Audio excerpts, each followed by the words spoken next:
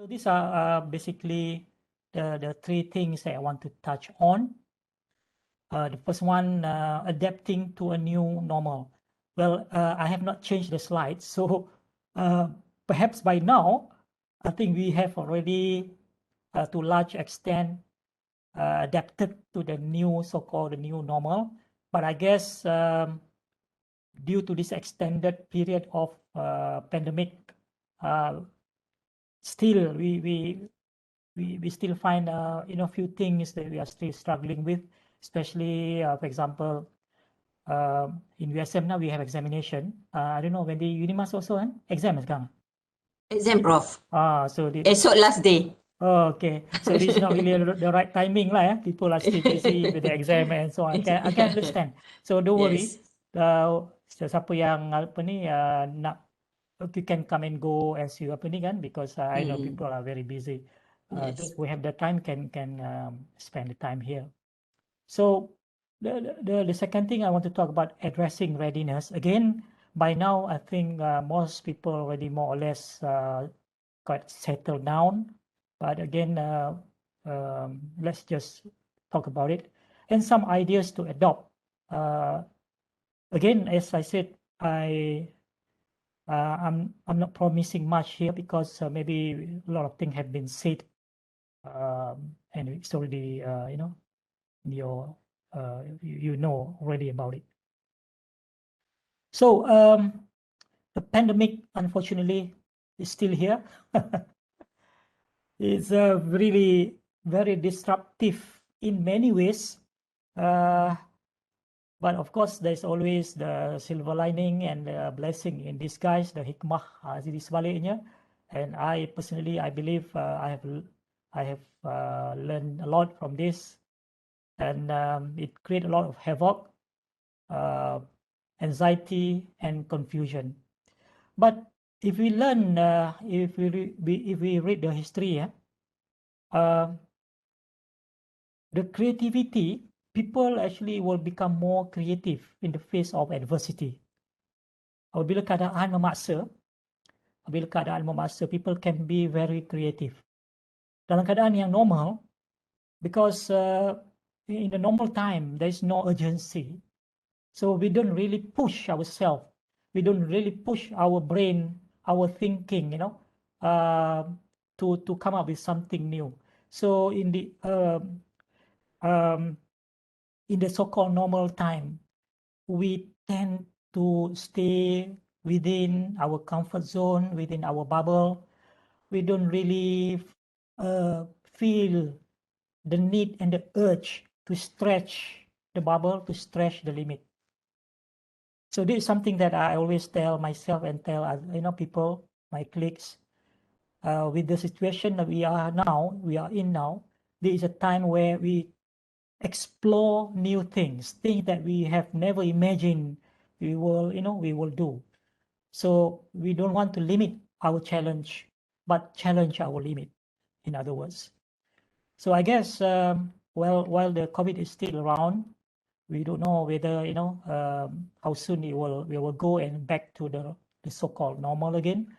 But even when things come back to normal, I think whatever lesson that we have learned in terms of especially online learning, especially in our context we are talking about today, a lot of lesson that we should leverage and we should bring into our class.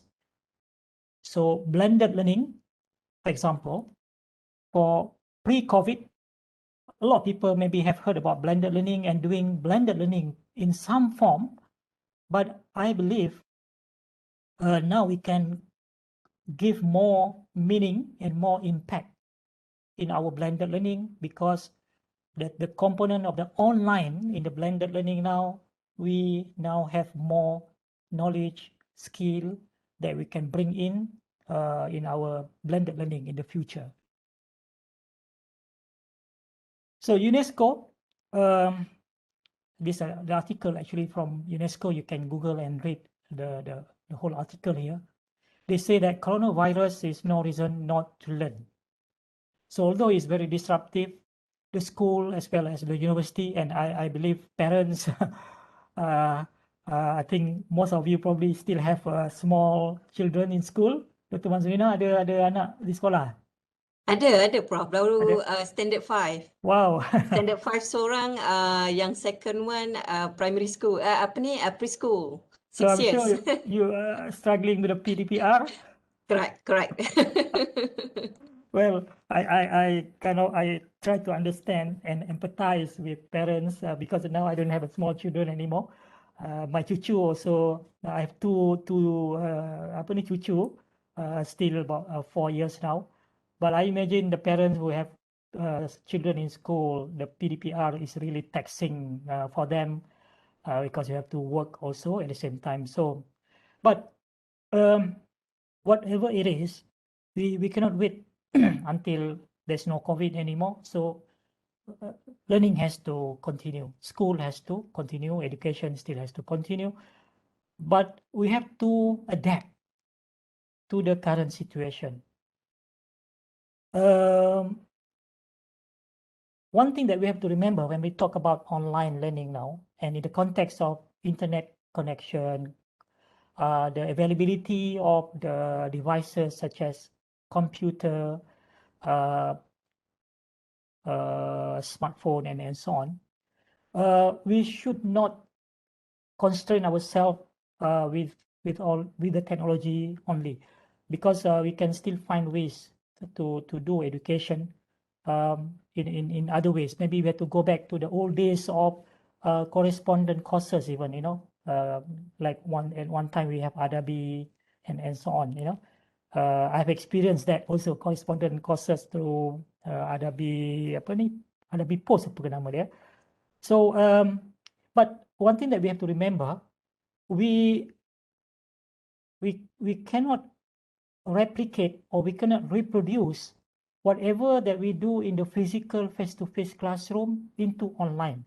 I think one of the issues or problem that a lot of educators are facing, their mindset is still very much physical face-to-face classroom. So when they go online, they still want to do everything that they do and replicate it 100% in the online environment. That should not happen, because it is a different environment, a different way. So therefore, we have to adopt and adapt to whatever environment allow us to do. So if there is, let's say, a limitation or constraint on the internet connectivity, for example, when we talk, about some people do not have access at all, some are having a very low connectivity. So therefore, we have to look at how we can adopt, and it's not easy, because our student can come from different places. Some has no problem because they have fast Unify, for example. Some will need to go out, and even the story of the girl climbing the tree. I forgot to put that slide in my presentation, but I have that slide. Siapa nama dia tu? From Sabah kan yang tu? Sabah ke Sarawak yang tu? Sabah. Sabah kan? Apa nama, lupa dah. That girl kan? So That girl yang belajar atas pokok. become a sensation. So and there's a lot of discussion also there, I remember. So jadi kita kena fikir bahawa this is a different environment, and we have to understand that we need to adopt and try to cater for everyone, because the inclusivity ke apa ni orang kata, we don't want any student to be left behind. So we need to find ways. So itulah cabaran dia lah, itu cabaran, dan masih lagi kita menghadapi cabaran tersebut. Tapi George Couros ni, kalau I follow him on Twitter actually. If you are on Twitter, follow him, because he always tweet about education. That's one good thing about Twitter. I love Twitter because I follow people in education, and I can learn a lot from them. So he says this, change will come our way. So tak boleh dielakkan. Change will come our way. We can go through it, or we can grow through it. Ada beza tau. Kalau kita fikir, go through it, you just go lah. Just go, and from this end to that end, habis COVID, nothing change. Big difference there. But if we can grow through it, meaning that during this time, we take the opportunity to learn as much as we can, because the situation force us to learn. Sebelum ini kita ambil lewa aja, orang kata sambil lewa aja. Kalau kat USM ini, I've been, orang kata apa, berdakwah lah, advocating online ni since many years. Tutup COVID. And now, you know, a lot of people, our lecturers lah, they come to me, they kata, wah Prof, dia kata, now I know why you have been, you know, championing, advocating online. Now I know, kalau dulu I awal-awal dah buat online ni, sekarang tak adalah, I struggle. So I really appreciate lah. Dia kata, so I kata tak apa, you know, still not too late, but take this opportunity to learn so that you can grow. So post COVID nanti, wow, online is nothing like now become second nature to you. So ini yang mindset yang kita nak. And we have to have this mindset in ourselves as an educator, and also our students, both. And not only that, the administrators, the management, the whole ecosystem in the country, in Malaysia, and in our institution, and in our department, in our school, in our faculty, have to adopt this new mindset so that everyone will grow through it. Barulah kita dapat, orang kata apa, hikmah daripada COVID ini. So we grow when we seek out solutions rather than let obstacles hinder us. I think this the stand that we have to take. I know people are basically tired or exasperated because of this long extended COVID. We do not know when it will come back to normal. So people are tired already. Students are tired. We are tired. But then, what choice do we have? So we have to take the stand that, okay, I will grow with it. I will live with it, and I will take this opportunity to learn as much as I can. So we grow when we seek out solutions rather than let obstacle hinder us. If only we can take this kind of mindset, inshallah. Inshallah, if we have to go another year, hopefully not, with this pandemic, we will survive. And we will come out of this much stronger mentally. I'm not sure about physically, but at least mentally, we are still there and even better post-COVID. And I hope we can also share this kind of talk with our students, you know. Jangan, saya actually always take time because I don't want to put so much dalam satu sesi tu, orang pening kepala, kan. So I take time to talk about this. They need the motivation. They need to listen this kind of apa ni orang kata pep talk, and they appreciate it. They appreciate it actually.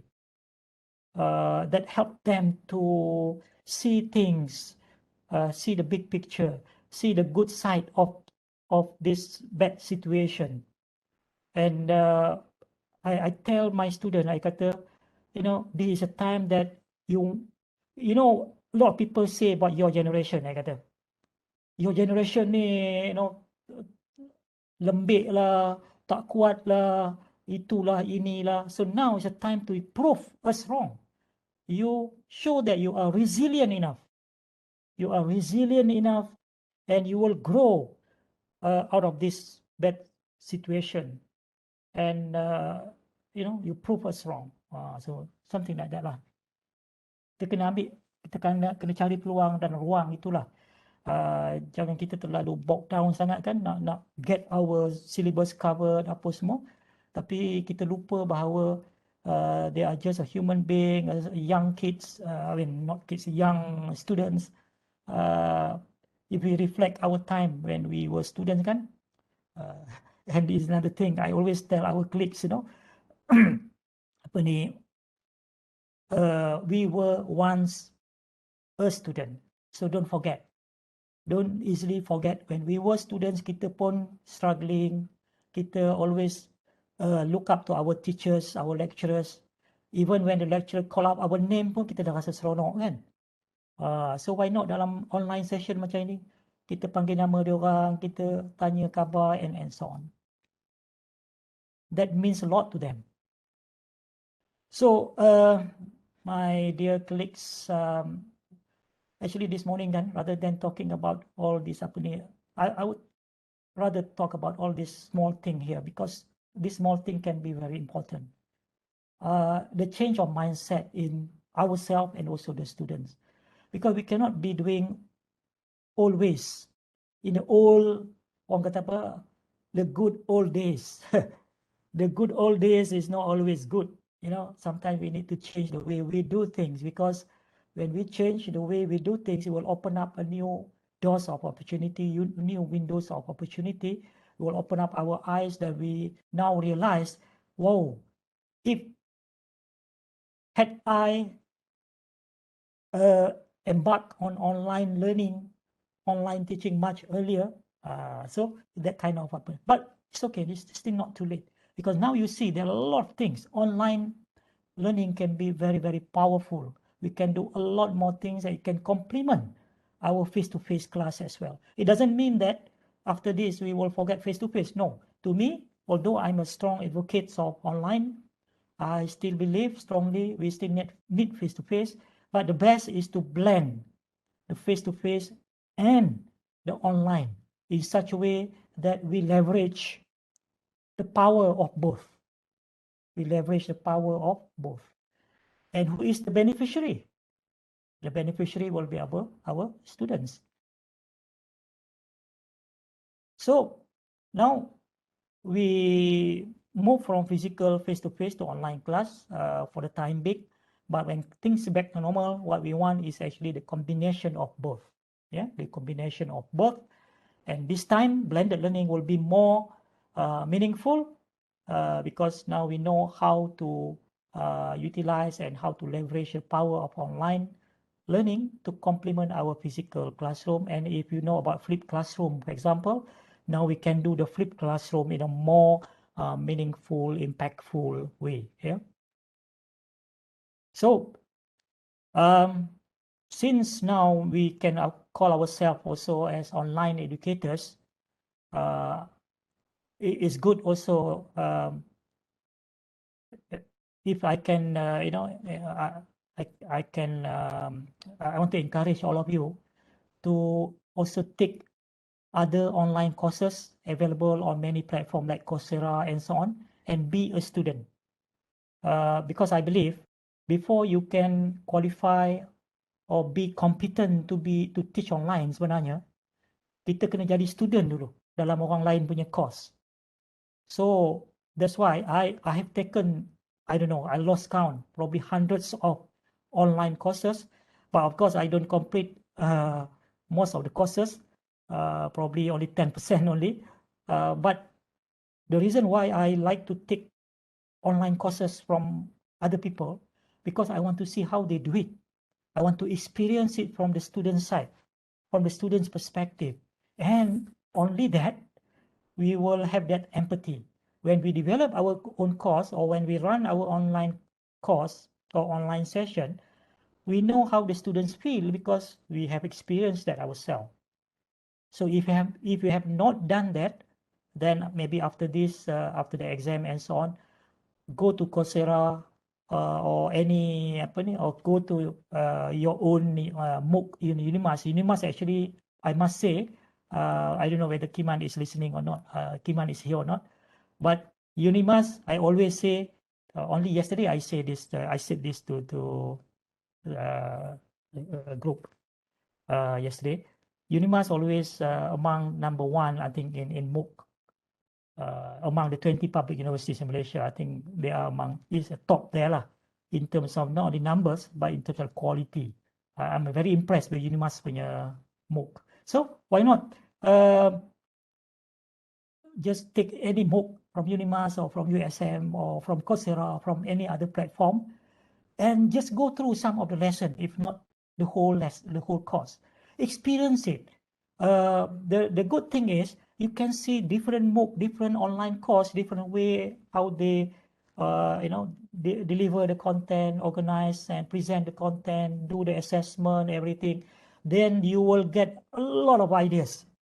You will get a lot of ideas that you can take and bring into your own course. That's how I do it sebenarnya. I learn a lot from other people. Yeah. So selain daripada membaca dan sebagainya, I learn from apa ni. Okay, so these are some of the so-called 8 dimension of readiness. Kalau kita rasa kita nak ready betul-betul jadi apa, and this is applicable both for lecturers, for us, and also for student. Yeah. First, self-directed learner.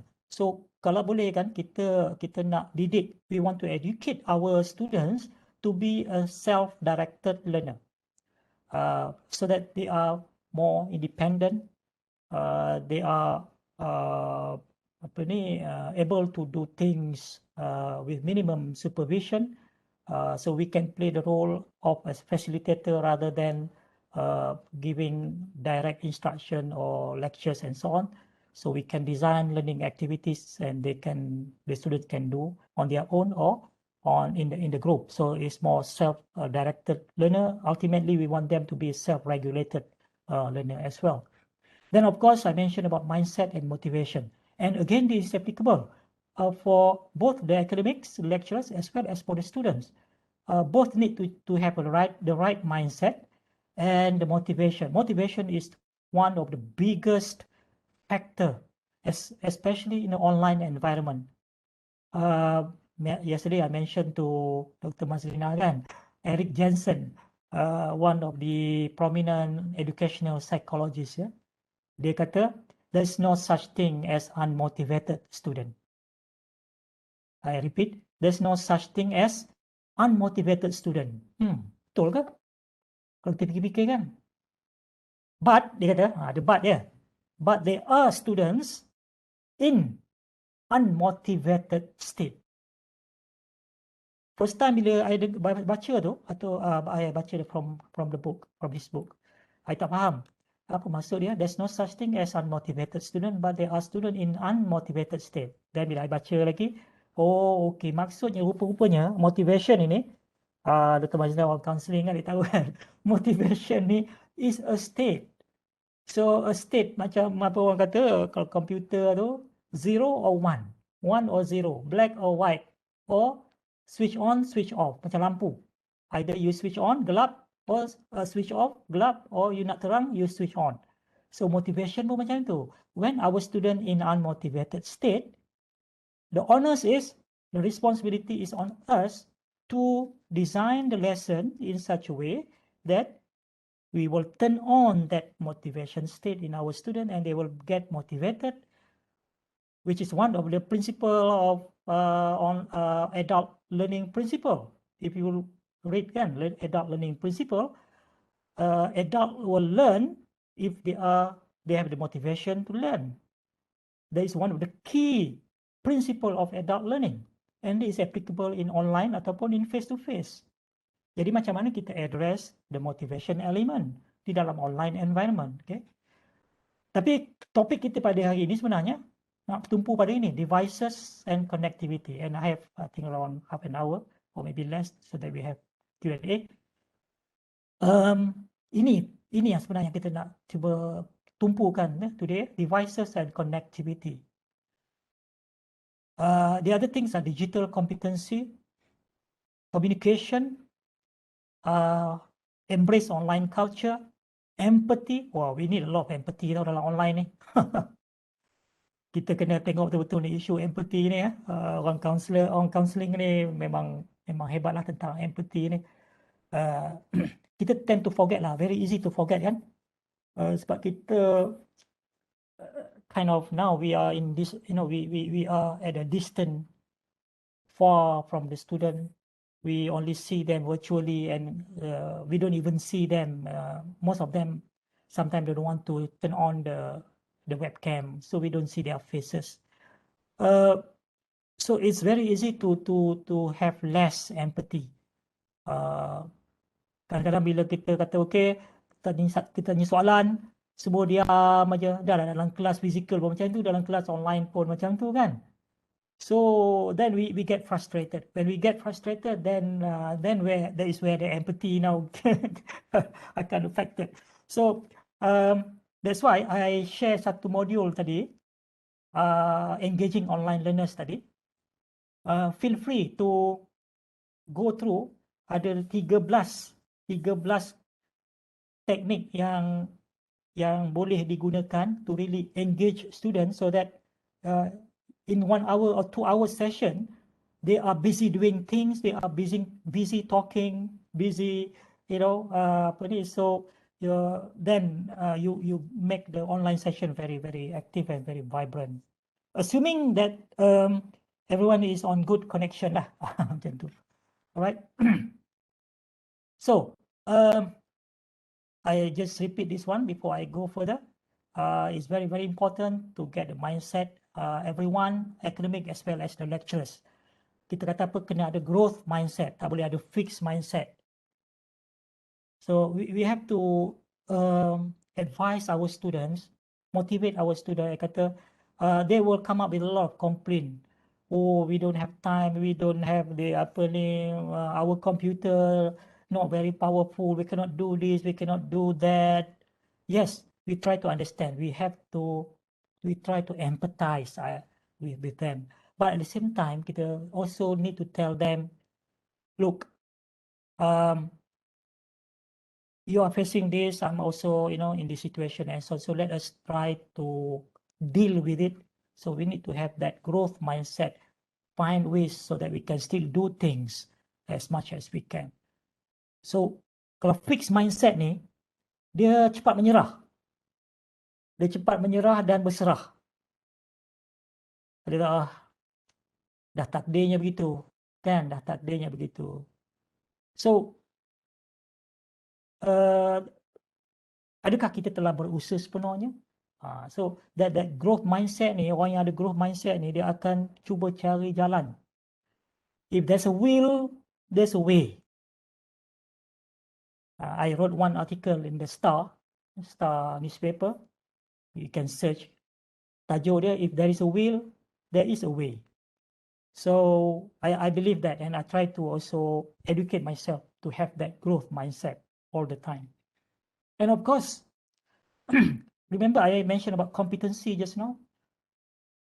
Both kita, academic as well as the student, must have a different skill set now for online. And also the tool set, the application, the apps, and so on that we can use to do online.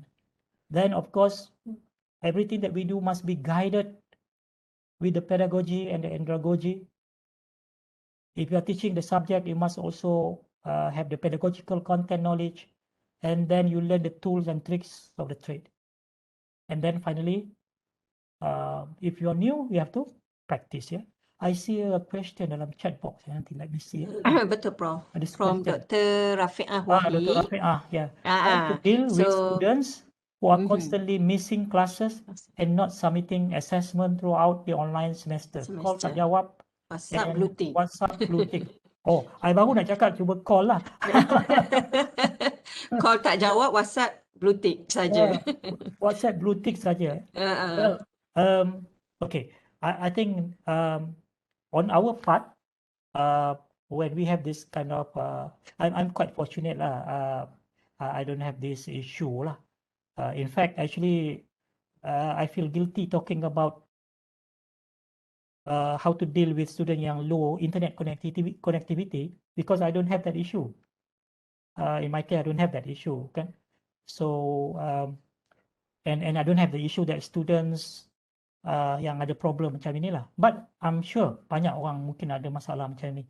So I think in that case, hopefully tak ramai lah macam tu kan, Dr. Rafiqah ya. You have to reach them personally, individually. Probably first through the email and also through the WhatsApp. Then if necessary, you have to call. But if they don't respond, no matter how hard you try, katakan cuba apa ni through the friends ke apa ke, then I think there's so much you can do, because you have to try to reach out to them. If only they respond back, and then you can talk to them and ask what is it their problem and so on. So we try to understand. That's where the empathy comes in. But in this case, if the students do not respond at all, then there's nothing much. I think there's so much we can do. There's a line, I think, there. Finally, probably we can also reach out to the parent, if you have the number, if you have the means to reach out to them. That really shows that you have basically go the extra mile to take care the welfare of the students. So if that fail, then I think nothing much we can do for that type of students. So we can do so much, but there'll be one or two that for some reasons they just don't want to know, they don't want to bother. I don't know what's the solution for this one, because as I said, if we have done our best and yet they do not respond, otherwise if they respond, then we can talk one-to-one with them and try to find the solution. Prof, Yeah. saya ada soalan, Prof. Due to Dr. Rafiqah punya soalan, just now Prof mentioned about the mindset. So we have to be like someone who are using growth mindset. Tapi kalau sebaliknya berlaku, di mana as a teacher, as a pensyarah, we have the growth mindset. However, from the side of students itself, mereka tidak memahami tentang konsep growth mindset tu. So what should we do as a lecturers? I think we have also to take time, dalam sesi kita punya ni kan, at least 5 minit macam tu. That's how I do it lah. Kadang-kadang sampai 10 minit I take the time to to talk about other things other than the subject, because otherwise there is no other space and room for us to talk about this. And whose responsibility of whose responsibility to untuk buat benda-benda macam ini? Adakah kita akan ada satu sesi khas untuk I think that's not the way. It has to be kind of integrated or embedded in some way. Each one of us have to play this role. Curilah masa 5 minit pada penghujung kan. Kita kena allow that, kena plan for that. And I always do this in dalam face to face pun memang, so memang student dah kenal lah, dah tahu lah I punya cara ni kan. So I kata, please bear with me for 5 minutes. I just want to talk about this, So from the feedback that I get from students, they really appreciate it. I don't, it's not all yang bagi feedback lah, tapi yang mana bagi feedback tu dia kata really appreciate, actually I learn a lot. In fact dia dari situ pula dia baca, dia cari dan baca lagi pula daripada situ, dia seronok pula dengar apa yang I cakap kan, misalnya macam growth mindset ni. So dia ada effect dia lah, So we need to educate ourselves also to have that growth mindset, and also our student. Tak boleh kita saja. Kita grow tapi student tak grow. Kan? Dia tak boleh macam tu. So applicable to both lah. So let's get down to this. We talk about slow internet connection, because we are talking about online learning. And online learning dalam keadaan sekarang ni, kita tahu ada dua kan, asynchronous dengan synchronous. What we are doing now is synchronous, then asynchronous. So to me kan, as much as possible, we put more on the asynchronous rather than synchronous, because I think synchronous can be very taxing. And even if we do synchronous, this is where we need to make it as interesting as possible, as engaging as possible, to the extent that the students don't feel so taxing when they have to spend 1 hour, or sometimes you have 2 hours slot in front of the screen. So if the 1 hour session like we're having now, I just talk, you just listen, that can be very tiring and very taxing. Tapi kalau kita buat dalam kelas kita, katakan 2 jam, I have 2 hours slot in my course. Ada 3 jam, so 1 hour and 2 hours. Also in the 2 hours, I make sure in between, of course, there'll be 10 minutes break in between. Then in the whole 2 hours, at least I have designed 2 or 3 learning activities. And these learning activities have been carefully designed in such a way to, when they do the activities, they will learn the content, they will learn the concept, and they will learn the facts. And when they do the activities, they will get very busy. So we break them out into breakout room. So we give them work to do, in the group of 5. So they are very busy and very engrossed into it. They are very into it. So 2 hours actually just passed by tanpa disedari. So if you learn, I read a book on about cognitive engagement, because lately I bagi banyak program on cognitive engagement, and I'm writing a book also. I'm writing a book, ebook. Hopefully by middle of August next month or end of August, I will publish this an ebook.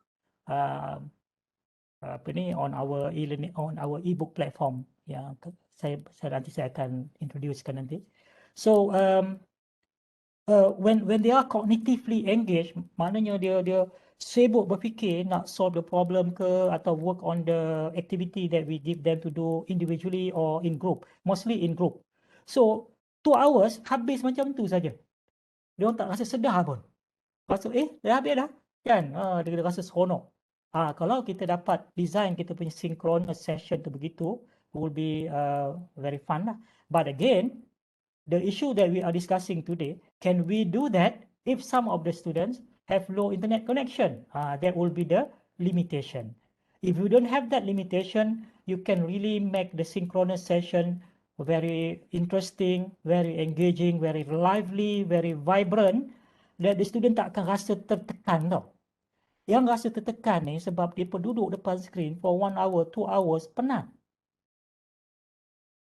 Mendengar tu penat sebenarnya, ya.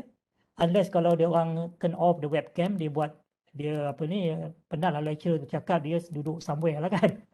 Atau baring atas katil ke apa ke. But student yang betul-betul nak belajar tu dia akan rasa penat. Sebab dalam satu hari tu mungkin ada berapa kelas kan.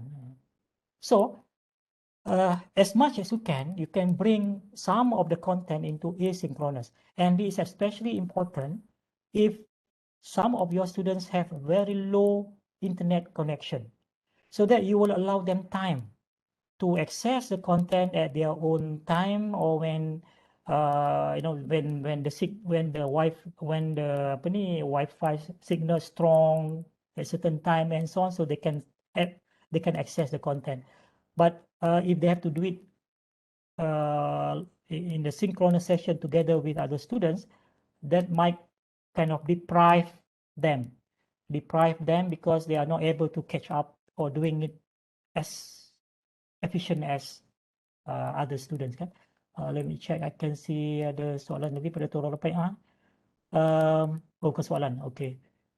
Lecturer we tend to forget that student may have synchronous session in, yes, betul. That's why sebenarnya saya menyarankan antara good practice kepada pensyarah USM. Misalnya sebelum kita start semester, macam semester ni lah, awal lagi tu, kita bagi taklimat, kita nasihatkan, okay, why not untuk semua pensyarah yang terlibat mengajar, katakan second year, contohlah second year group, semua pensyarah yang terlibat mengajar kursus-kursus yang ditawarkan untuk semester tu, sit down together, tengok berapa lecture yang you all akan buat, apa semua. So cuba selaraskan in such a way that you boleh nampak beban kerja, especially yang synchronous session. Berapa banyak synchronous session dalam satu semester, dalam satu hari, dalam satu minggu. So from there, can you find ways, they have to talk to each other lah. They have to coordinate and talk to each other. Can they find ways supaya pelajar-pelajar tidak terlalu terbeban? Kita dah belajar daripada the first round dah itu, pelajar terasa terlalu terbeban. boleh tak agak-agak kalau you nak buat satu assignment yang besar, instead of sebab ada 2 kursus yang lebih kurang ada, boleh dia orang kata apa, dia boleh offer a common project, tapi dia boleh cover 2 kursus. Adalah cara-cara kaedah yang macam mana kita boleh buat, tapi the bottom line is supaya pelajar tidak terlalu terbeban. Kemudian kita nasihatkan, boleh tak you tengok sebanyak mana yang you boleh buat asynchronous. Apa yang penting di sini ialah apa tau? Dalam outcome base ni yang pentingnya, the learning outcome kita dapat capai. Tetapi cara itu kita boleh sesuaikan, especially dalam keadaan sekarang ni, kita boleh compromise dari segi kaedah dan pendekatan. As long as we don't compromise on the learning outcome. As long as we don't compromise on the learning outcome, so we can be flexible on the delivery. We can be very flexible on the delivery. And this is where we can find ways to allow some space for the students to breathe. So this is where the empathy tu saya rasa sangat penting. Tapi penyelarasan, the coordination of all the lecturers involved. Ini the first time kita first round dulu. Even lecturer dalam satu course dia team teaching kan, 3 orang mengajar satu kursus. Kalau kursus bahasa pula lagi sampai 6 orang pun ada pensyarah. They don't talk to each other. Let alone all the lecturers yang mengajar untuk semester tu dalam program yang sama. So sekarang ni kita galakkan mereka to talk to each other, try to coordinate and find ways bagaimana supaya we can get a big picture of the so-called the workload of the students tu, ya. Thank you very much, Prof. Saya rasa this is a good idea since kita tengok ada certain issue kan, ada yang kita tengok student complain yang kadang mereka penat because they have like continuous classes yang synchronous. So saya rasa this is a good way. Thank you, Prof, for sharing with us. So at least kita get some idea macam mana kita nak membantu pelajar untuk manage mereka punya beban tu lah kan. Betul. Because selepas the first round, we do a big survey with the students and the lecturers as well. So from there we learn, then based on that survey, after the first round of COVID punya apa tadi, boleh start the new semester. So with this big survey, we report to our board dan sebagainya, dalam Senate dan sebagainya. So that's why we learn from that. And Alhamdulillah, habis exam ni, kita akan buat another survey, big survey, to see where are the gaps that we need to address lagi. Tapi I rasa from my observation, banyak dah improve lah. Banyak dah improve. Yeah. Okay. So, Prof, ada soalan dalam chat room, Prof. Yeah. Dr. Amy. From Dr. Ron. Ini. I think from Dr. Okay. From Dr. Amy first, Prof. Sorry. Oh yeah, she attended last year session. Okay. Okay. It's very helpful. I'm glad that it helps. Yes. So the same idea also lah this time, Dr. Amy. Maybe as I said, maybe from a slightly different perspective. From apa ni, Dr. Ron ya, kalau yang melibatkan penggunaan alat spesifik dan memerlukan kerja lapangan as learning outcome. This kerja lapangan and also practical lab and so on, this is something that we are not able to fully address because there's no way we can do online, even using a VLE, virtual learning environment and so on. There's so much we can do. So for this, we have to kind of wait until everything is back to normal. Then we have to play catch up lah. In other words, because those are some of the critical things like lab work that really need hands-on. There's no way we can do it online and change it to, let's say, just theory. No, cannot. Especially for engineering, that is not acceptable. That's not acceptable. So that's remain to be a challenge. Remain to be a challenge. In fact, macam examination pun, and online examination and so on. There's so much we can do. The issue of integration, integrity, cheating, and so on. There's no way we have a foolproof system. Not yet. And I don't think in the future we will have a full proof system. But let's not dwell so much into that yet. So apapun kita nak buat, kita kena start with the student in mind. That's where the understanding and the empathy and so on. So kita tahu bahawa in terms of connectivity, wah, masa begitu cepat berjalan ni. Students have different kind of access to the internet connection. So now we are talking about the low connectivity. How low is low? Well, it depends on the some people say that 1 megabyte, 1 megabyte, 1 Mbps, 1 Mbps tu okay, not so bad, ya. Dah kira low connectivity jugalah. Tapi I rasa kalau 1 Mbps tu still okay, not so bad lagi. Can do a lot of things, ya. But if the students if the area go below that, then the student will be struggling to have access to anything online, especially yang heavy, yang require heavy bandwidth like video and so on. So that's where we need to understand how we can deliver the content in different ways. So the first thing actually, and this is very important actually, we learn from our first experience dulu. Awal-awal kita dah minta lecturer buat survey dalam dia punya own class. They have to get some information. Who are they? Where are they? What sort of devices they have to access online, and what's their learning environment like? Learning environment ini, kita nak tahu dia duduk rumah macam mana, berapa orang dalam family tu, So kita nak tahu sama ada dia ada tak suasana yang conducive for them, to learn. Quite, I think about 15-20% jugalah. Of our students yang in that I would say quite unfortunate lah category where they are staying in the small flat. They have like 6, 7, 5 siblings in the house. They don't have a good computer.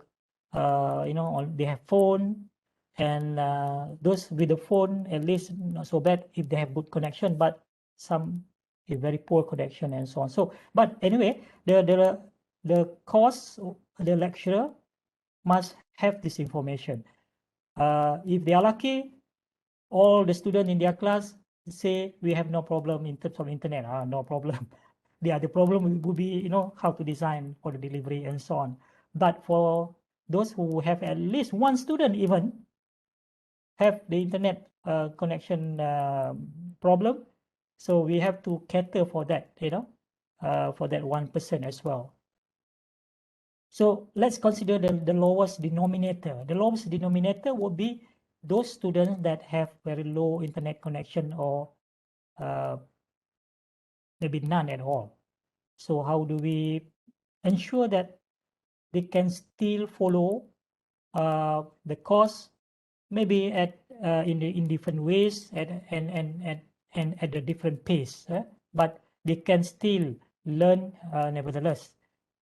So the first one is about student. The second one, I think, as I said, we cannot replicate and reproduce the face-to-face environment 100% in online. Never. Yeah. So we have to rethink our content strategy, our instructional strategy, and our content strategy as well. Don't just focus on content development. In the early days of MCO last year, kat USM lah, suddenly, at that time, I don't know lah how I survived.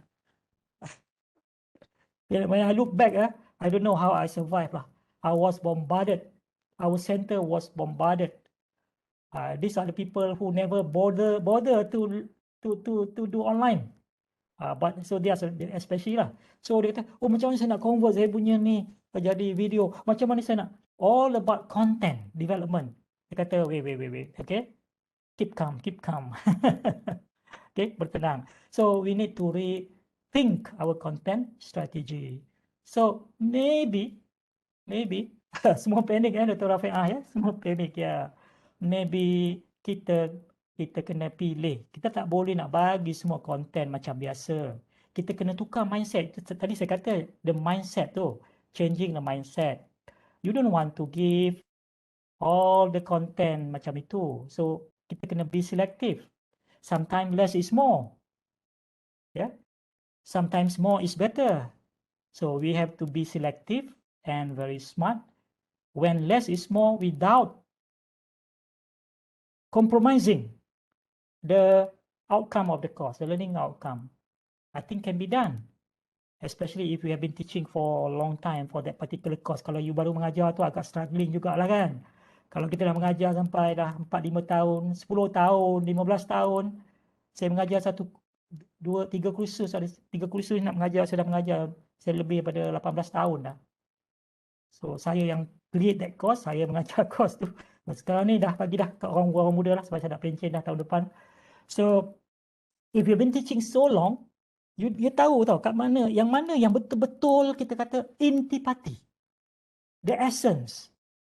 Ini yang kita boleh deliver. Yang lain-lain tu kita boleh tukar kepada bentuk learning activities, assignment, small activities, small assignment, reading assignment dan sebagainya, quizzes dan sebagainya. Dan kita boleh bagi ample time untuk mereka buat. For them to do, we give them ample time so that we spread out the content so that they become more manageable for them. The problem that we were facing before, especially in the first round, dia buat macam biasa juga, dia nak lambakkan. So 5-6 kursus yang student tu ambil, semua lecturer tu pun nak lambat aja. Oh memanglah pengsan lah kita punya student kan. So now we learn how to spread it out. Then we learn to focus on only the gist or the essence, intipati of the content.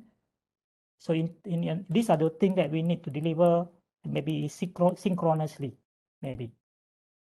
And therefore we have some space when we do synchronous. Instead of 1 full hour, we do only 40 minutes, 45 minutes. The rest we can, you can talk about other things as well. And yet, naturally the question is, takut tak habis syllabus? Kan? Takut tak habis syllabus. Learning outcome capai tak? 3 learning outcome tu capai. Itu yang that matters. That's the only thing matters. Learning outcome capai. Okay. So when less is more and when more is desirable, of course easier said than done. Tetapi inilah yang kita cuba usahakan. So now I will try to go faster. So the mindset, change of mindset. Don't focus on covering the syllabus, but empower students to uncover. This is my own words. Yeah. If you Google, you cannot find this, or maybe you will find from my blog maybe. Don't focus on covering the syllabus. This is really a 360-degree flip. 360-degree change of mindset. Macam mana student uncover pula? Through our learning design, through the lesson that we design, through the learning activities that we design. When they do the activities, they uncover the content, they learn the content, they learn the concept, they learn the principles, they learn the facts, everything through doing the activities. Can be done. Why I berani kata can be done? Because I'm also teaching, I'm still teaching. And and I'm 3 credit hours punya course. Can be done. And this particular course memang content heavy. Content heavy, banyak facts dan sebagainya. So can be done. Okay, so mindset kita sekarang ni, cuba kita fikirkan daripada 14 minggu punya course tu, 2 atau 3 kredit ke, apa agaknya the core content tu. Ini parti dia. So yang itu yang kita boleh deliver dalam online, dalam bentuk synchronous. Yang lain-lain tu kita boleh letak dalam asynchronous. Bentuk-bentuk aktiviti yang berbeza-beza. Okay. Kalau tak ada idea, nanti saya tunjukkan dalam modul tadi, ada satu buku yang kita boleh download, ada 100 lebih idea kat situ. Tak terbuat orang kata. So, dari segi prioritizing the content tu, kita ada quadrant kat sini. But people won't be able to tell you. You can tell because you are the expert subject matter, the subject matter expert. So yang mana urgent and important. Yang mana important, not urgent dan sebagainya. So, yang the essential one, yang urgent and most important, tak dapat tidak, by hook or by crook. Orang kata kan, orang putih kata. So, inilah yang kita kata the essential, the intipati. Yang ini I must, you know, deliver it in the synchronous session and do whatever I can to make sure that the student akan dapat yang ini. Macam tu. The rest they can uncover through the asynchronous session, through all the different kind of activities that we can use. Always based on the learning activities. That's why kita kena ada banyak idea. Kita kena ada banyak orang kata tricks of the trade. Kaedah-kaedah yang kita boleh gunakan tanpa memberi beban yang terlalu tinggi kepada pelajar. Ini memerlukan pengalaman lah ya. Memang senang cakap tapi nak buat tu. Nanti saya tunjuk contoh kos yang saya buat ya, yang last semester punya ya. Sepanjang semester tu memang stres lah. Kita stres tu sebab kita nak mencari jalan macam mana kita boleh deliver content ni supaya student kita dapat dan juga tidak terbeban. Tapi semester ni nak datang ni, akan datang ni, that is the last time I mengajar lah sebelum pension bulan 9 ni. The last time I will teach that course. It will be much easier for me because it's there already lah. Nak cuma tambah baik aja. Prof, Yeah. Is there any tips, Prof? Because when we see like in UNIMAS, it might be kita bukan mengajar, definitely kita bukan mengajar undergraduate students only, but we also teach the postgraduate student, right, Prof? So kalau dekat konteks UNIMAS ni, kalau kita perasan postgraduate student, most of them like my program, majority adult learners. So adult learners, some of them are not really familiar dengan teknologi lah, Prof. Jadi they're a bit different lah. Ini adult learners yang betul-betul adult punya. Yes, because like for example in my program Prof, memang ada yang dah ada yang ada pencen 50, 60 pun ada.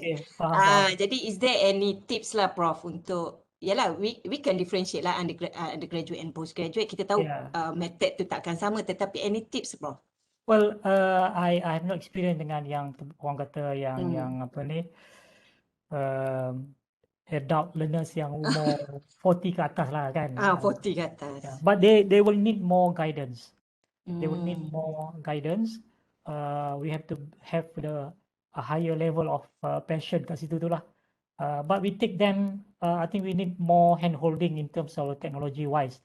But again, we should tell them that don't get the technology as a barrier. Don't make the technology as your barrier. Again, I think they have to adopt a growth mindset as well. So being an adult learner, I think they can understand that they need to take this as a challenge for themselves to learn new skill. Take this as a challenge for apa ni, to learn new skill. If they, as adult learner, if they start with the mindset that, oh, I'm not tech savvy, doctor, I'm not tech savvy, prof, that is also already the fixed mindset. When you say that I'm not tech savvy to start with, then there is a fixed mindset and you will find it difficult because you choose to adopt that fixed mindset. So why not now? You choose to adopt the growth mindset. So let us learn together. I will guide you. I will hold your hand until you can be on your own. You feel comfortable with the technology. And then we focus on what really matters. That's the learning part. So we need to tackle, that way lah. Kita make them feel comfortable with the technology. So kita buat pelan-pelan lah. Mungkin kita kena sabar sikit lah kot agaknya. Kena lebih banyak bimbingan kepada mereka. Sebab dia orang takut. Some of them are really genuinely good dengan teknologi. Itu kita kena empathize juga tu. Kadang-kadang kita lupa juga kan. Saya pun kadang-kadang lupa juga kan. Sebab kita dah terlalu, orang kata apa, kita dah terlalu biasa sangat kan. And sometimes I lupa to empathize juga. Sebab I kata, hey, I'm a baby boomer. You actually punya X generation, Z generation, I'm a baby boomer tau. And I'm very comfortable with technology. Takkan you kata you tak tech savvy. Tu bila teringat balik, no. Tak boleh ni, tak empathize ni kan, tak empathy dah tak ada ni. Saya pun kadang-kadang lupa juga ya. Biasalah, manusia orang katakan. Okay. So, another thing is rethink your instructional strategy. Tadi, content strategy. Instructional strategy. Well, this is where, again, kita kena be creative. Kalau kita kata all this while student kita tak kreatif, tapi kita sendiri pun kreatif ke kita. So creativity ni especially under when the situation really force us to really be creative ya, dan baru kita sedar, oh actually aku ni kreatif juga. So people can be very creative in the face of adversity ya. I remember ada program kat TV tu. I shouldn't have I shouldn't be I shouldn't be alive ke something like that. Dia hanyut di laut kan, dia hanyut di laut selama berapa bulan pun ada, selama berapa hari, in the end survive. Tapi during the time bila dia nak survive tu, dia hilang kat hutan ke contohnya kan, dia sesat kat hutan. So dia nak hidup. So dia nak hidup tu, di situlah baru dia cari jalan macam mana nak buat itu, nak buat ini dan sebagainya. That's where kita start to really unleash kita punya creativity. So there's opportunity untuk kita semua, the academic, especially also the student, to be creative in the way how we approach our instructional strategy to adapt dengan keadaan semasa. So since we are addressing people with low bandwidth punya ni, so maybe now we need to redesign kita punya course content and delivery in such a way that it can fit the lowest denominator yang saya sebutkan tadi. If you remember earlier, ada slide yang kata kita go for the lowest denominator. The lowest denominator here is the low bandwidth group. Yeah. So maybe we want to chunk our content into a small modular unit, for example, so that when we give the content in a small chunk, people don't feel too overwhelmed sebab bagi dilambakkan dengan banyak sekaligus macam tu kan. And most of this actually content in the form of micro learning module ni ataupun in a small unit ni can be delivered as a asynchronous kind of content where students can be more flexible in terms of their time and so on. Those especially yang low bandwidth punya ni, at certain area, at certain time mungkin dia punya connection lebih stronger, so dia orang boleh access the content during that time. So kita bagi flexibility to that, yeah. And sometimes in the worst scenario where if the bandwidth is even very, very low, so maybe we want to deliver in the form of audio, and this audio can be done in many ways. To the extent that we can use the audio in the WhatsApp or the Telegram, for example, or in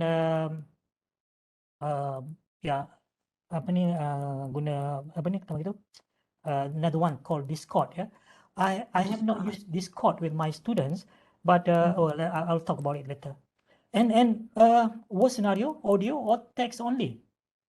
Yeah, text only. Text is actually very, very light. So those with even less than 1 Mbps pun, I rasa kalau text and audio, they should be able to access. But again, I don't have direct experience dealing with students in the low bandwidth. So I must make this clear.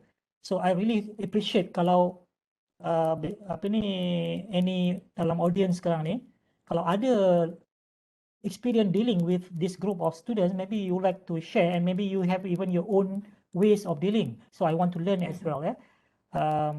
So ada dekat sini, Prof. Ada ya. Dr. Amy said I use PDF notes and podcast audio. Because she said that last year Prof recommended using podcasts, so which I did. Maybe Dr. Amy, can you share a little bit at this point podcast, how does it work? I rasa dia ringan tau, dia mesti should be okay. Yeah. Hi, can you hear me? Yes, yeah. Okay. What I did was at the first week of the semester, I give my students a Google form or I text them and I ask them to tell me what is their condition for their internet connection condition, so that I can design how the lessons will be for the rest of the semester. If even one person yang ada masalah, then I will go like Prof said, like go for the lowest denominators, but we cannot let seorang tercicir kan. Yes, yes. So what I do was the past 2 semesters, since last year, bila kita go into this emergency remote teaching, is I record my my lecture in audio podcast using my phone, which is very light. It's always in in MBs only. And then after that, my notes are in PDF. And then notes I will upload dekat our e-learning platform, as well as I will share in our WhatsApp group lah. And same goes for the podcast, which I will also send on the WhatsApp group as well as on the e-learning platform. So they get at both places. Yang connection bagus, they can go on our e-learning platform. Yang tak bagus, on WhatsApp also can. WhatsApp, it's very light kan? Text is light, the file is also light. So and then I told my students, kalau tak dapat, if you cannot submit on our online learning platform, you can submit on WhatsApp lah. So whichever way yang paling senang for them, I will accept. Even though yes, it is actually extra work for us, but I think this is the best we can do for them lah. And so I think they are okay. Also, we have class. The class time every week. I don't meet them every week because I know there are some of them who has very bad connection, as well as knowing that they have other classes. So I tak nak bebankan dorang. So my explanation is always in the podcast yang panjang lebar tu. It's about 1 hour plus, but I chunk down into shorter sessions lah, maybe like a few minutes for them to. So I rarely give them videos lah, sebab video high bandwidth. And then kalau I need to jumpa them synchronous usually is untuk discussion. I don't really teach during the synchronous sebab considering their connection kan. So jumpa itu pun synchronous, I keep it very short, like 30 minutes, not more than 40 minutes lah. Sebab my class allocation is 3 hours, tapi I was thinking kalau I make them sit down in front of the laptop for 3 hours, pengsan lah. So I try to like make it very light for them, and then at their own pace. And then for those who tak, because I give them tasks, very easy tasks lah, just to get them to do some activities. They can submit at their own time, which I let them do, because some of them sometimes they tell me ada seorang tu they work 2 jobs to help the family. And then macam I think one of them they told me they work as a cleaner at the pasar, tukang cuci pinggan, just to help. So sometimes we need to find out what is our student punya condition, and then as long as they submit, and they well, so far alhamdulillah, all of them they have been responsive to me lah, even though awal-awal some of them like missing in action, tapi because I cari them sampai dapat, and I told them my condition is that you just submit anything you can let me know. So far okay lah. Itu je lah yang saya buat. That's great. That's very good. Apa ni? Mengajar course apa ya? Okay. Last year I taught human computer interaction. This semester I taught introduction to computer technologies for non-computing students. Quite technical tu kan? The first one yes, but the second one tak. The second one is more on applications, but it's for non-computing students. Yeah, okay. Thank you very much. I hope it's useful. I get a lot of good feedback actually yang pasal menggunakan audio ni. Yeah, because last year Prof did this session last year, the first one you did, I joined. So when you said can teach on WhatsApp, can teach on Telegram, buat audio, I really took that lah, sebab considering their conditions lah. So it's really useful. Thanks, Prof. Yes, you're most welcome. But I'm very happy to say that quite a number of people actually using WhatsApp or the audio podcast, and they send me email to give feedback. So I really appreciate, and then I know lah that this can really work. Tapi I don't know whether it works in all situation. I also get some feedback yang especially dia kata dia mengajar matematik dan sebagainya engineering yang it's kind of difficult sikit when they want to show the calculation things like that. So again there are ways also to address that lah, because different subject has different challenges also. Kalau yang I notice that knowledge based or content based punya ni courses maybe slightly easier to do online and chunk the content and all those things lah, and do the audio only dan sebagainya. Tapi yang macam mana yang macam engineering and so on, dia orang kata kalau audio only then there are certain things that we need to show apa semua still. Then I kata okay, you can complement that with picture. So there are many ways lah to apa ni kan, to address that. So when I say that create a low bandwidth tu maksudnya macam tadi lah ya, sama ada gunakan audio dan sebagainya. Tapi we have to decide okay yang mana yang boleh go for audio. Yang ini I need the audio and the picture maybe. So maybe we have to do it in the form of PowerPoint tu, kemudian convert into picture.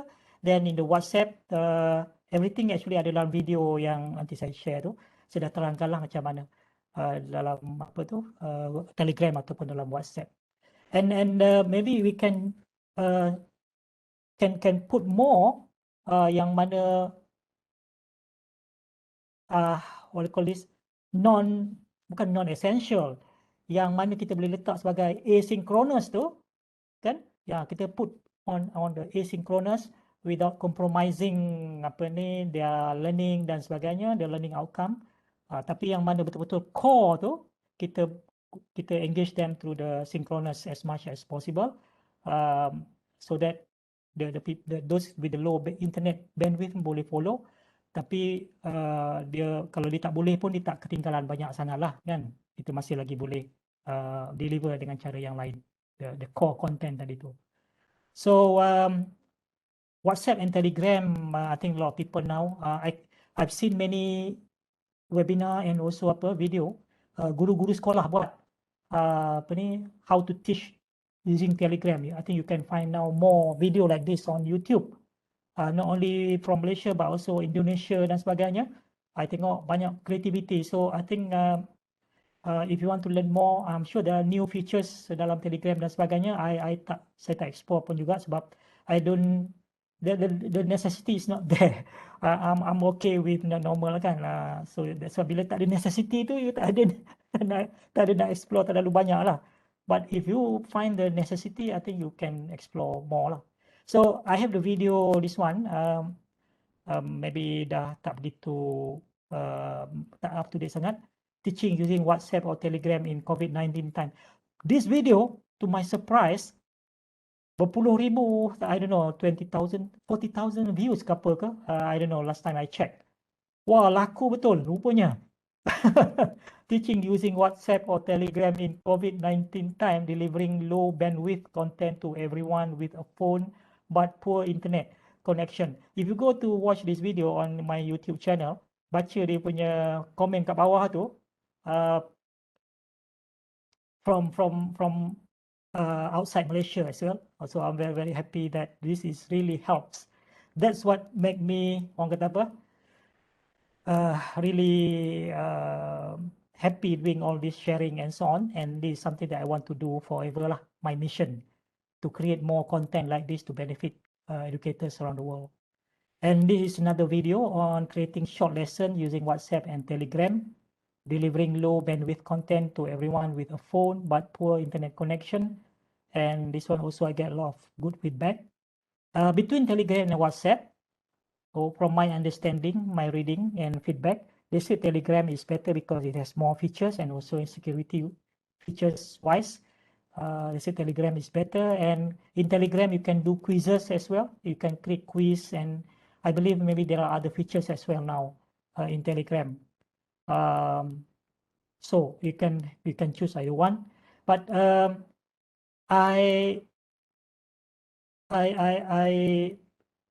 want to suggest also maybe Dr. Amy or sesiapa yang memerlukan, give a try, give this a try, Discord. Dr. Amy, are you aware about Discord? Hello. Yes, I've heard about Discord, but I haven't used it. And then I also think of like, you know, because they already have poor connection. So itulah, even if one person have poor connection, then I will not go into all these things lah. We just go back to basics lah. Give Yeah. it a try. Give it a try. Yes. Apa ni, if that works for your student with low internet connection, then I think this is much better than Telegram or WhatsApp. It works like Telegram or WhatsApp. It looks like this. Okay. Okay. But the I thing think about next semester boleh try kot. yeah, it works very much like Telegram. But the thing about Telegram or WhatsApp, when you start posting a lot of things, then it will be very tiring to scroll up and down, kan? Yes. To find apa ni. But in Discord, alamak, oh ini slide. Not this. In Discord, you can see on the left-hand side ni. Okay, or maybe I go to the actual one. Okay, this is the my Discord live. Okay. So you can create folders. You can create, dia tak panggil folder lah, dia panggil nama channel, dia panggil channel. So all this, if you see, folders, okay. So, yeah. So under this, if I click, it will expand. So you can create hashtag. Hashtag ni macam folder lah. Yeah. Ini big folder. Ini each one of this about learning, teaching philosophy, scaffolding, semua lah. So you create a group or a folder like this, and inside here is the content. Yeah. Inside here is the content. So you can paste, for example, this one article from website. So students can download the app. This one free. You can download the Discord app, so they can access this content just like they access content on Telegram. Oh. But the good thing about this is very systematic. You can manage the content very easily. Then another good thing is under voice channel, actually, you can actually set up. You can set up a video call and share your screen and so on, just like you do Zoom. Can you see it? Yeah. Yes. Then you can share the screen. Can you see on the left? I'm pointing to this. Yeah. Then you can share your screen just like you are doing WebEx or Zoom and so on. Okay. So everything can be done within this Discord. But whether it can work efficiently for students in the low bandwidth, because Discord, for your information, is a very popular application for gamers. Yes. But now more and more people are using this for education, including myself. And the way I use Discord, I don't use it for this purpose. I mean that I mentioned just now. I don't use it for interaction with students. Actually, I use Discord for my personal learning system.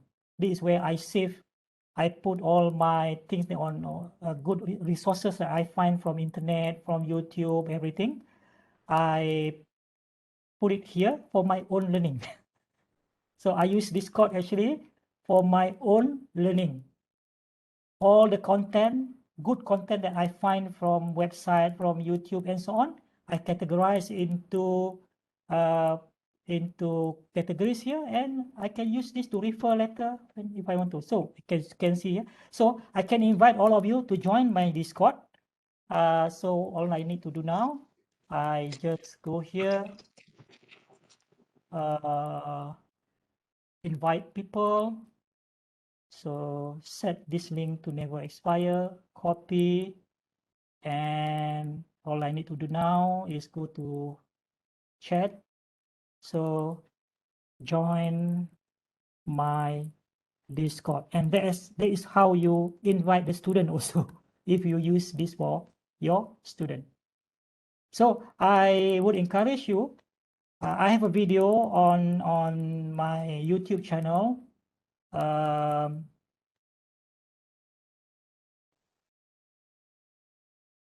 I have a video how to use Discord here. This is my channel.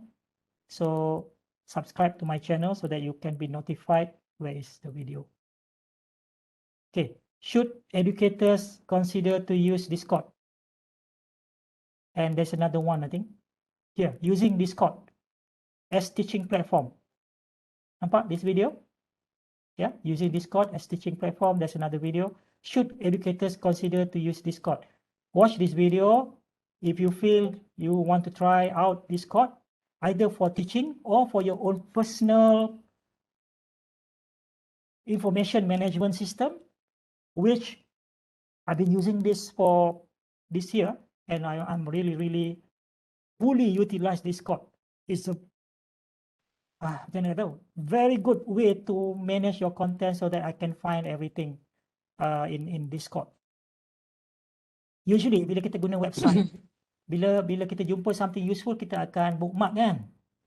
But your bookmark can be very long and not well managed. Use Discord for this purpose. Then you can also use Discord for to complement Telegram as your teaching tool for low internet connection. Okay, so that is Discord. Then the concept of micro learning. Remember, first we decide on what is the core content, the essential content to deliver, and we can then the rest we can put it into small learning unit that we can put for asynchronous learning. Yeah. So this is the concept of bite size or micro learning. The same concept dalam micro credential actually, where we chunk the content into small modular unit. An example that I can show you my course. Put ingredients. Oh no, not this one.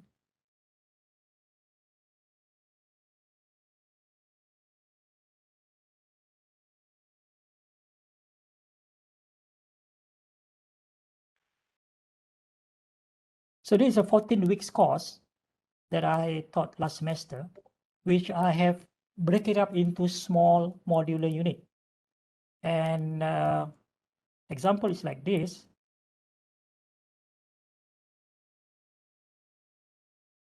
So I have 9 major topics. Each one of these, for example, the first topic here, usually I will cover in like 6-hour class. Yeah, 6-hour class. So what I did here, I break it up into so all these represent topics in the 14 weeks course. Yeah. So the first topic, I break it up into small. See here, overview of hydrocolloid, 10 minutes. Some actually this one 50 minutes because this is actually a recorded video from the industry specialist. The rest is 30 minutes. This 30 minutes actually is a 1-hour session, but I make it into 13 minutes content. So I make it into a video like that. Yeah. But of course, if for the low internet connection, then you have to consider using only audio instead of using this. Yeah. And hello everyone. So that's what I mean by break it up into small modular unit or using the micro learning concept. Yeah. So think about more for less. Yeah, how to deliver the content without compromising the learning outcome. And if you are doing video, just remember do it short video. But one thing about video, when we if you still want to do video, if you want to make it more efficient and even you can try with students with a low internet connection, you have to compress the video using some application I will show later. But otherwise, another form like Dr. Amy has done, use audio only. So we have the audio dalam Telegram and dalam apa ni, dalam WhatsApp. And also if you are using Discord, you can also use the voice part, just the audio without using the the video. So you can have a choice. Dalam Discord, you can use video, you can use voice, or you just simply use text. You can just use text. Okay, very simple, and the student can easily access and find the things like Telegram. The disadvantage is, or WhatsApp, you have to scroll. Then if the space in the phone is not big, maybe the students have to delete. But here is permanent, you know, it's in the Telegram, in the Discord server, on the Discord server. It is stored on the Discord server without taking much space on the phone. That's a good thing about it. So consider audio only. So I have also the PowerPoint on this, create a lesson with podcast. And I don't know, Dr. Amy, you just use the audio dalam Telegram kan? But I don't know, you can try to use Anchor app. Student can download the Anchor app, or they can use the Spotify, because the audio podcast that you create dalam Anchor will be distributed to Spotify as well. So students are probably familiar with Spotify, so they can access your podcast that you create in Anchor through Spotify application. They are very comfortable with Spotify. So all they need to do, for example, I have Spotify here. Let me demonstrate to you. So they just kata apa ni, listen. So your listen to your lecture, and they can organize it better in this way. So they just listen. So these are some of the podcasts that I have. So they can save your podcast. This one is from Haya. It's like just like lecture, you know. And overall view of where you are. So this is Spotify. So you create your lecture in Anchor, free application. Then they can download Anchor application, or they can also access your lecture through Spotify.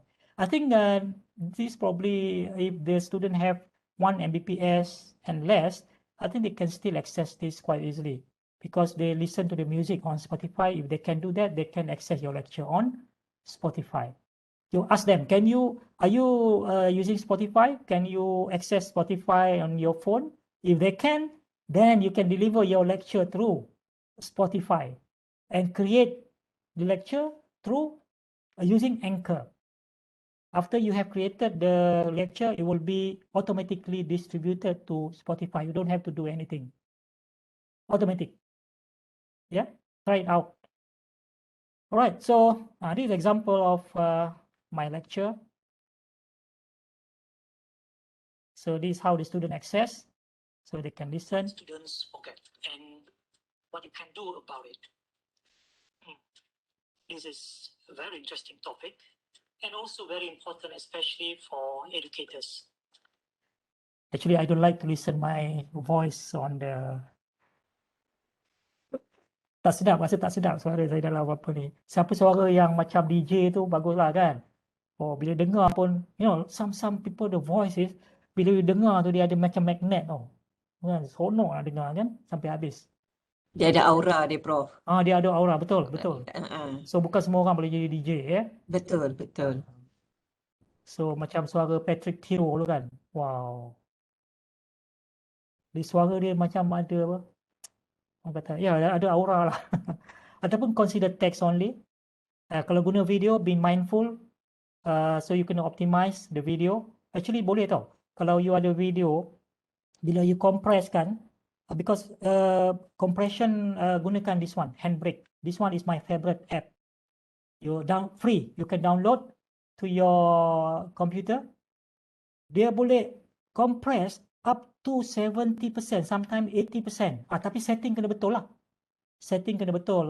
Saya ada video tentang Handbrake ni dalam my YouTube channel. Macam mana cara yang betul untuk compress. Kalau setting tak betul, dia compress juga tapi tak banyak sangat. You can compress kadang-kadang sampai 80%, kadang-kadang sampai 90%. Jadi maknanya kalau you ada 100 MB video, you boleh compress gunakan handbrake sampai jadi 10 megabyte aja. Kalau you punya video, kalau 100 megabyte tu besar tau. So kalau you punya video apa ni hanya katakan 40 megabyte, bila you compress pakai handbrake jadi 4 megabyte. Then you boleh deliver through Telegram je pun. Kalau 4 megabyte no problem. Student boleh tengok. So kalau guna video, gunakan handbrake. Boleh compress begitu banyak sekali ya. And it's free.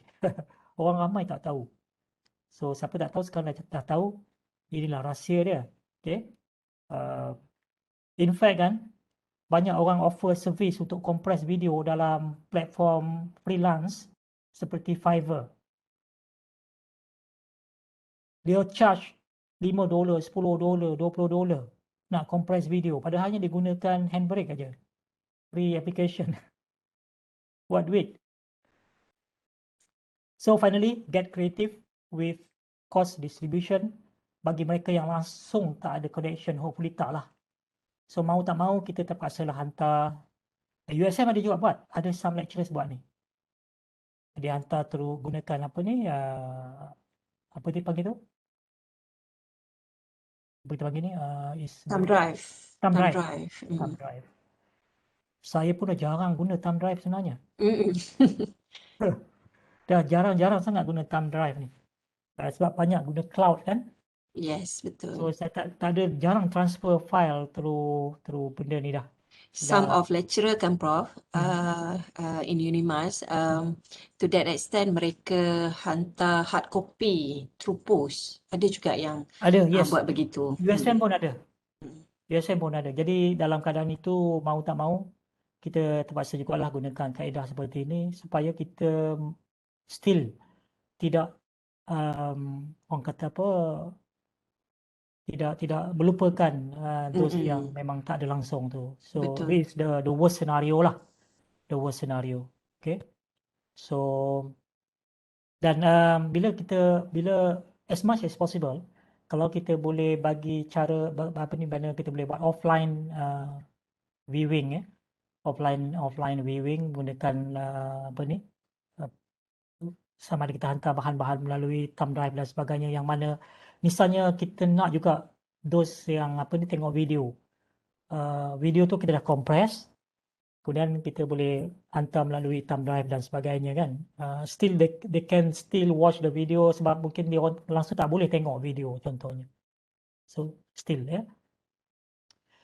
Dalam slide yang saya bagi, saya dah bagi, belum bagi link lagi ya. Okay, saya bagi link untuk download the video. Actually ada di sinilah. Kalau di, okay. So finally, the take home message.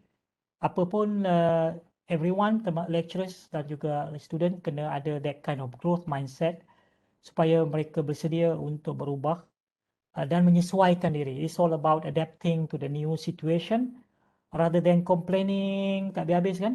Student complain, kita pun complain. So kita sesuaikan diri kita sebab bila kita banyak complain, kita jadi stres. Student pun bila dia banyak complain, dia jadi stres. So kita kata rather than complaining, why not kita sama-sama cari jalan untuk menyesuaikan diri. Kita semua berada dalam keadaan ini. So saya pun dalam keadaan yang susah juga, you all pun susah juga. Kita cari jalan supaya kita tak ada rasa stres kan. Dan kita perlu mempelajari skill set yang baru. Apa-apa yang baru mungkin kita akan rasa susah. Anything new is difficult. There's a skill, learning curve that we have to go through. So kita sama-sama go through the learning curve. But also we need to practice sampai kita rasa comfortable. Bila kita dah pakai benda ni berulang kali, sekarang jadi senang kan. Now we look back. Kalau kita look back, time kita struggle dulu, kata alamak tak ada apa pun, mudah je sebenarnya kan. Mudah je. So ini dulu ini kawan-kawan saya yang kata wah betul sekarang rasa tak susah pun ya Prof. Saya kata memang tak susah pun. Ini my click lah bagi feedback. Sekarang saya dah insaf dah Prof. Saya sekarang saya dah explore banyak dah. Saya kata alhamdulillah, seronok saya dengar kan. So have a content and learning design strategy for low bandwidth access, and don't forget that engagement part, keeping learners the interest, using appropriate tools for low bandwidth access. So itulah antara lain my takeaway message.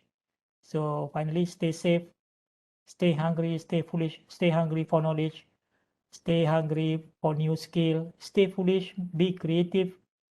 Biarlah orang kata kita gila ke apa kan,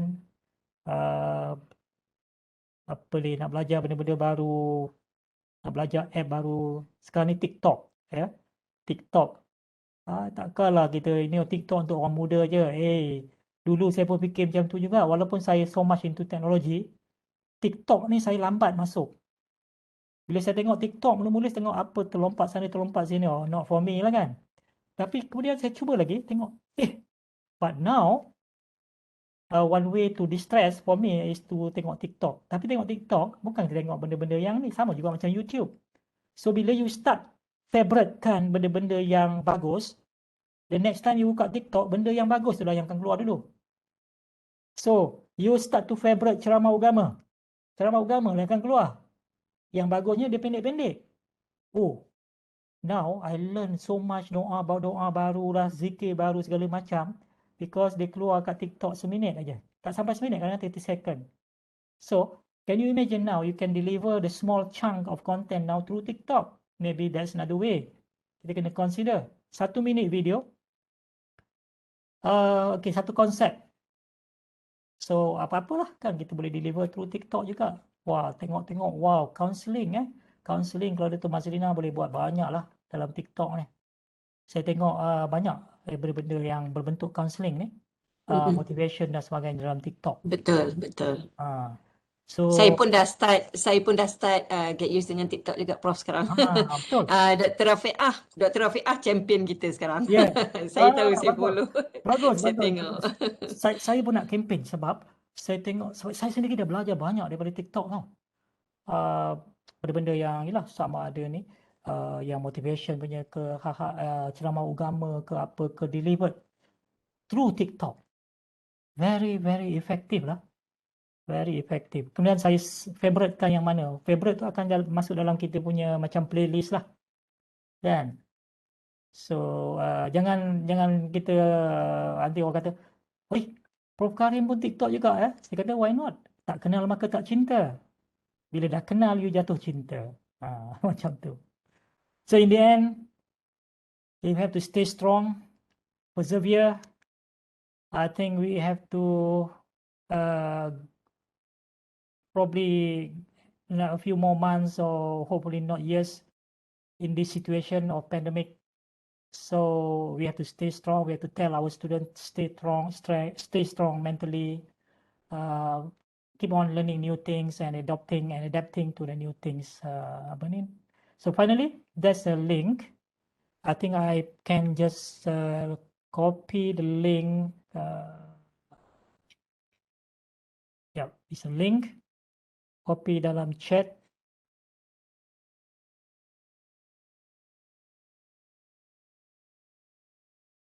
So you can copy this link or take the picture on the screen or take that link.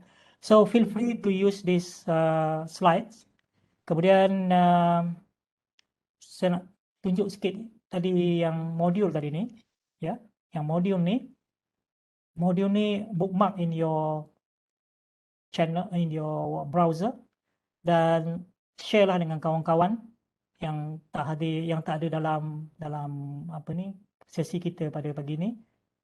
Sebab yang sesi kita pagi ni dalam 30.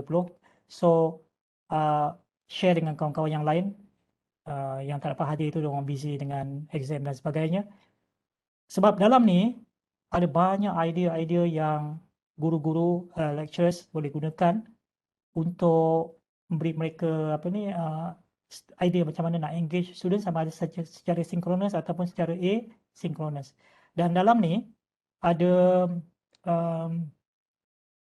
satu buku yang saya nak cadangkan semua orang boleh download.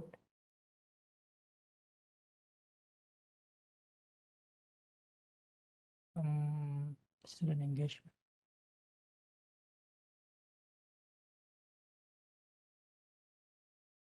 Engagement with content. Mana dia? Page mana ya?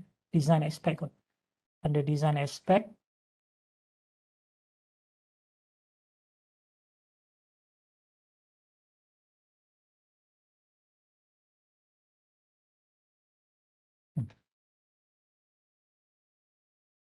Ada one of the page.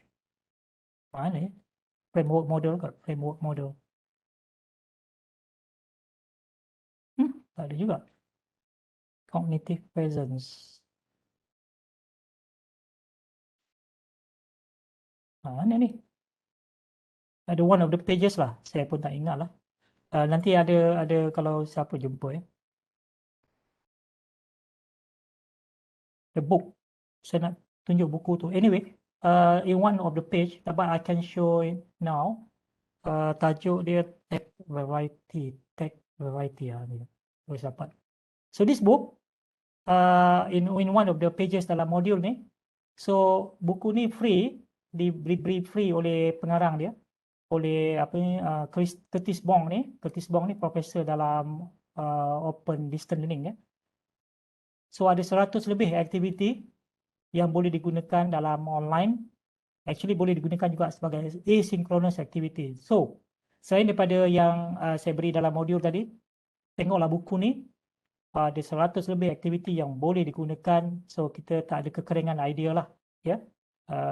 Semua boleh digunakan nanti dalam apa ni, modul masing-masing. Dan dalam modul ini juga ya, ada beberapa idea yang boleh digunakan dan saya akan terus tambahkan aktiviti-aktiviti dalam ni. Tapi saya nak recommend satu lagi buku, ini 40 Ways to Support Struggling Readers in Content Classroom, grades 6 to 12. Tapi sebenarnya idea dalam ni bukan saja terhad kepada grade 6 to 12. 40 cara ni sebenarnya untuk kita buat to engage student cognitively dalam skill membaca.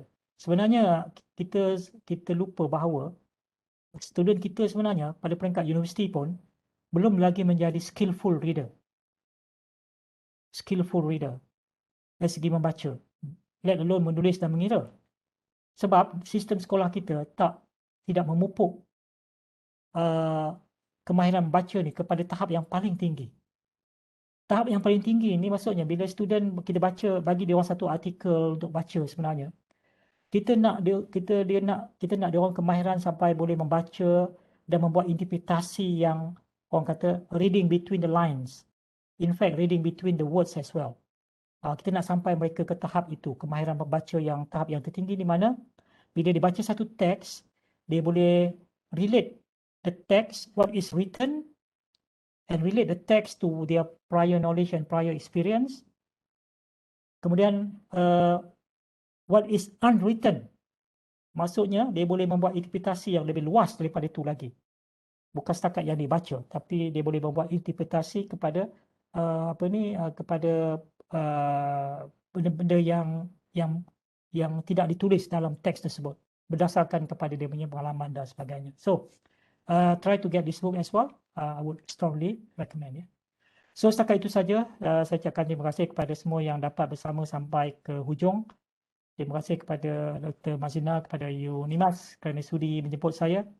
Saya harap sedikit sebanyak dapat memberi sedikit idea kepada rakan-rakan di sana untuk menangani isu atau pelajar yang ada low internet connection and how to deal with it lah. Yeah. So terima kasih banyak. Back to Dr. Mazina. Kalau ada soalan-soalan boleh nanti kita bincangkan bersama. Thank you very much, Prof, for your insightful, impactful, and informative sharing. So, is anyone have questions from participants? We open to the floor for questions.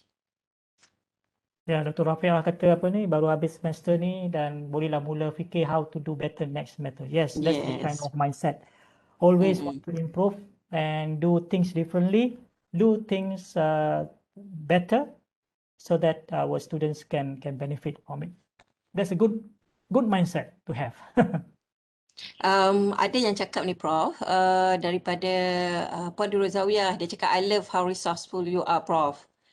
And then Dr. Amy said, agree, always dapat new ideas from Prof resources. Yes, thank you very much for Karim and Kam for this session. Inspiring, they say. Dr. Rafiq said inspiring session, Prof. Thank you very much. you. Is anyone want to ask the question from Prof Karim? I think all of us should be resourceful, Mhm. always be resourceful, always explore new things.